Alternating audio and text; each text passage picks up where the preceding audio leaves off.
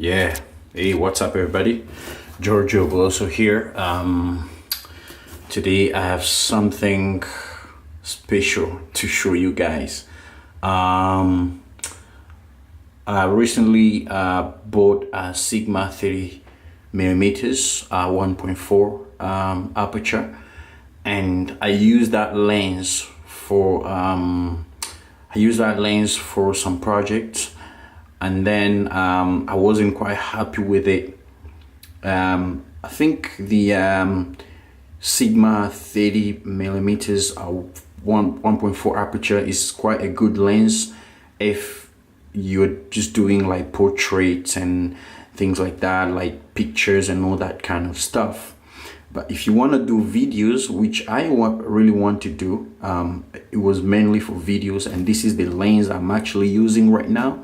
So first project was a music video with it. You can go, I'm gonna leave the link under the description so you can check out the music video we shot with the Sony A6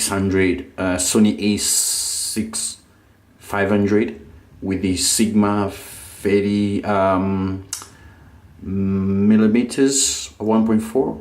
It turned out to be not too bad, but the only problem was that I was having a serious problem trying to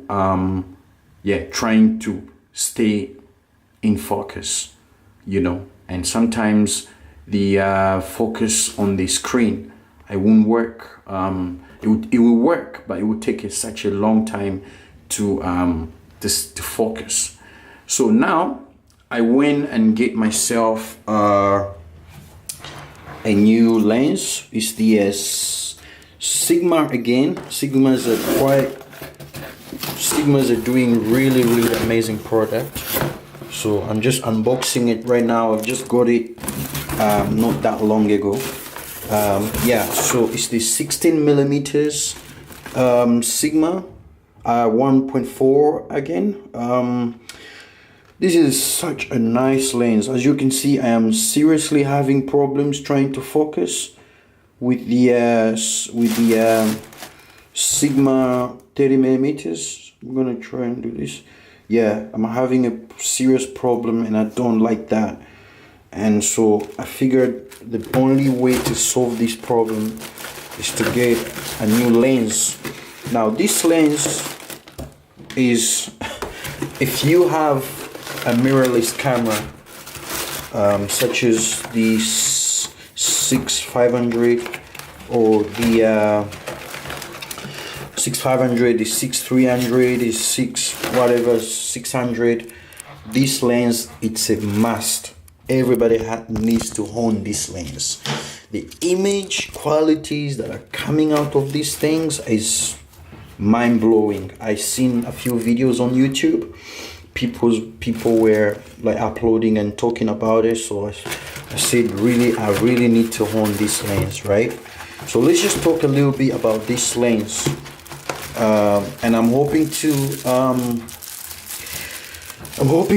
do a few videos about this lens, and just to see how the image quality, just to get an experience with it, so right out of the batch, first thing you see is pretty much the same way that you would get with the Sigma 300 30mm. It's slightly bigger than the 30mm, and plus it's all aluminum, it's metal and just rubber. This is rubber, by the way, and it's really looking amazing. It's such a good lens. I'm not really going to comment a lot on this lens, so today was just the unbox of the lens. As you can see, once again, I am seriously having a problem staying in focus. Normally with the A600, when you hit the screen, it focuses for you, but sometimes it takes a long time to focus. As I said, if you're looking for, I wouldn't recommend the Sigma 30mm for videos. Yeah, but if it is something you really want to try, go for it. But the 16mm, it's definitely something you should, you know. I like the build of this lens, by the way. Yeah, so that was the video right there, and I went ahead and I just don't want to. I went ahead and get this. This is for my gimbal. I have the DJI running, so I'm gonna be using this thing here. I don't know. Let me check what's in this box. What's in this box? What's in this box? This could be. By the way, this one I wanna get the GoP. It's the neutral density filter. So yeah, looking forward to this. Our first test with the I don't know what's in that box, but small rig though. Oh. Right, so that's it for the day. I'm going to do a few comparisons of the Sigma 30mm and the Sigma